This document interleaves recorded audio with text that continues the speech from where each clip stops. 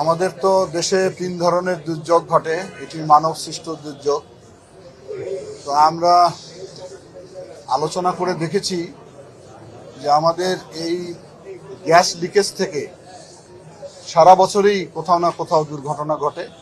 গতকালকে যেমন চট্টগ্রাম হালি শহরে ঘটেছে, এবং আজকে আমরা খবর পেয়েছি যে কুমিল্লার দাউদকান্দিতে একই ধরনের একটি ঘটনা ঘটেছে।